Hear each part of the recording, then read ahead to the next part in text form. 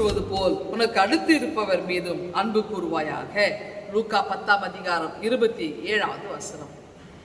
இந்த இணைந்த கிராமங்கள், அப்போ இந்த கிராமங்கள்ல இருக்கிறவங்க ரொம்ப வெகுளியாக, ரொம்ப இன்னசென்ட் பீப்புளாக, கள்ளங்கபடி அற்றவர்களாய் அன்பை அப்படியே வாரி கொடுக்குறவங்களா இருப்பாங்க. இன்றைக்கும் அப்படி தாங்க இந்த கிராமத்தில் வாடுற மக்கள். ஆனால் இன்றைக்கு ஓரளவுக்கு இந்த குளோபலைசேஷன், உலகமயமாக்குதல், நகர்மயமாக்குதல் இதெல்லாம் வந்ததுனால ஒருவேளை கலாச்சாரங்கள் அவங்கள பார்த்து சிட்டியில் இருக்கிறவங்க மாதிரி நம்மளும் மாற்றிக்கணும்னு சில நடைமுறை பாவனைகள் மாறினாலும் கிராமத்துக்கு என்று மண் வாசனை தனியாக இருக்கும். எப்படி நான் சொன்னால், அந்த சங்க காலங்களெல்லாம் இந்த வெளியூரில் இருந்து யாருன்னா வருவாங்களான்னு பார்ப்பாங்க. இந்த காலையில் எழுந்து பெண்கள்லாம் அப்படி தலைவாரி பூ முடித்து அப்படியே சமையல்லாம் பண்ணிட்டு பல வகையான உணவை தயாரிச்சுட்டு தோட்டத்திலேருந்து கொல்லப்புறத்துலேருந்து வாழை இலையை பறிச்சுட்டு வந்து எல்லாத்தையும் கழுவி ரெடியாக வச்சுட்டு வீட்டு வாசலில் வந்து நிற்பாங்க. வெளியூர்லேருந்து யாருன்னா வராங்களா, அவங்களுக்கு உணவு கொடுக்கணும், ஒரு நாளைக்கு ஒருத்தருக்காவது உணவு கொடுக்கணும்னு உணவை ஆயத்தம் செய்து வச்சுட்டு வெளியில் வந்து நின்று காத்துட்ருப்பாங்க, தேடுவாங்க யாருக்கா புதால் வராங்களான்னு. பாருங்க, இப்படியெல்லாம் விசித்திரமாக இருந்துருக்குறாங்கல்ல. நம்மலாம் யாருக்கும் ஒரு வேளை உணவு கொடுக்க யோசிப்போம். இன்றைக்கி நகர கலாச்சாரத்தில் 2 பேர் ஏற்கிறது மாதிரி அளவு சாப்பாடு செய்வோம்.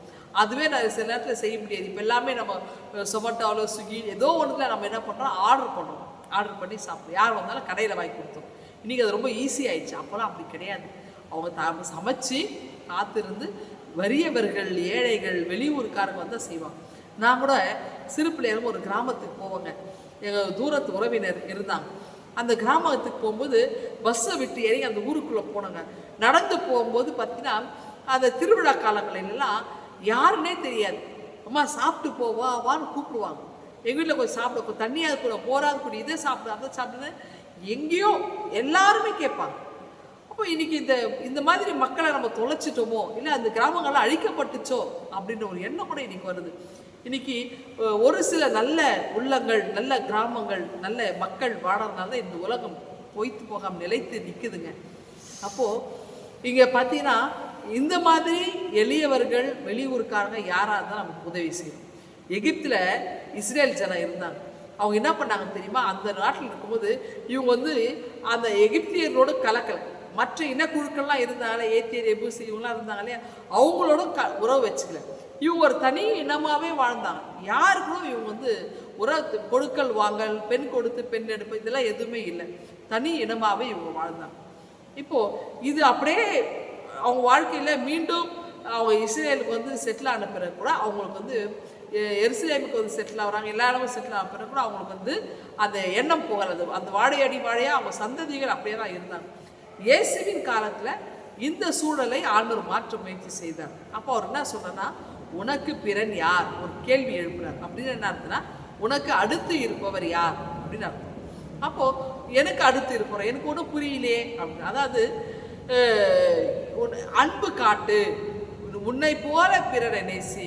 அப்போ நீ உன்னை தனி இனமாக இருக்காத, நீ தனியாக வாழாத, எல்லாரோட இரு. நீ எப்படி உன்னை நேசிக்கிறியோ, உன் மக்களை எப்படி நேசிக்கிற, அது போல எல்லாரும் நேசி. அவங்க தான் உனக்கு பிறன், அவங்க தான் உனக்கு அடுத்து இருப்பவர்கள், உன் சொந்த பந்தங்கள். அப்போது அவங்களே நீ நேற்று அரவணைத்து நீ அவங்கள வழி நடத்திப்போ அப்படின்னு ஆண்டவர் புதிய ஒரு மாற்று சிந்தையை ஆண்டவர் கொடுப்பாங்க.